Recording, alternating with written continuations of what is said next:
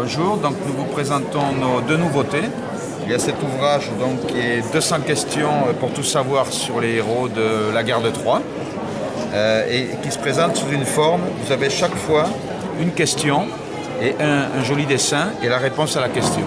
Et donc avec l'ensemble des questions, on sait à peu près tout sur qui était Achille, qui était Ulysse, qui a eu l'idée du cheval de Troie, le combat entre Achille et Hector, que sont devenus tous les héros lorsqu'ils reviennent de la guerre de Troie. C'est vraiment un condensé où l'on voit que dans la mythologie grecque, chacune des histoires se tient. Nous avons également un petit roman jeunesse qui va raconter l'histoire du cheval de Troie, en partant du principe que la prise de Troie n'est pas racontée ni dans l'Iliade ni dans l'Odyssée, comme le croient beaucoup de gens. Dans l'Iliade, ça n'a pas eu lieu, puisque l'Iliade s'arrête au moment des funérailles d'Hector, et dans l'Odyssée, la prise de Troie a eu lieu. Il y a une dizaine de lignes qui sont consacrées à ce moment, mais on ne raconte pas.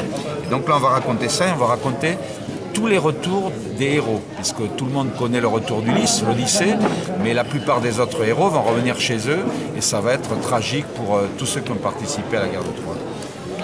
Sur les bandes dessinées, qui racontent l'histoire de la Grèce, des Romains, l'histoire de César, l'histoire de Charlemagne, vous avez le dessinateur Clapa qui fait de belles dédicaces. Vous voyez, il est en train de faire la déesse Athéna, mais les dédicaces sont personnalisées.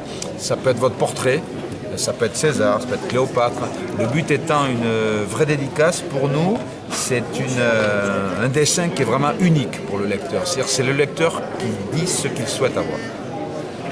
Donc, je reviens, 200 questions, tout ça va sur la guerre de Troie, le cheval de Troie et la série de bandes dessinées qui est très connue, qui est même traduite en chinois maintenant, avec le dernier tome qui va jusqu'à Charlemagne. Et c'est un héros didasco, dont le nom en grec ancien veut dire j'apprends, qui se promène dans le passé et revisite toute l'histoire avec beaucoup d'humour en BD, mais en étant très très pointu sur le sujet. Il est accompagné de la petite souris Musculus, souris en latin, qui elle porte un regard un petit peu décalé sur l'être humain, car quand on voit l'histoire du monde, il y a beaucoup à dire sur la sagesse de l'être humain. D'accord.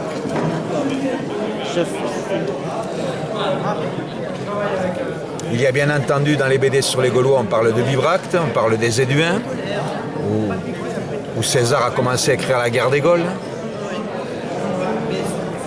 Et là, les belles dédicaces à l'encre de Chine. Merci.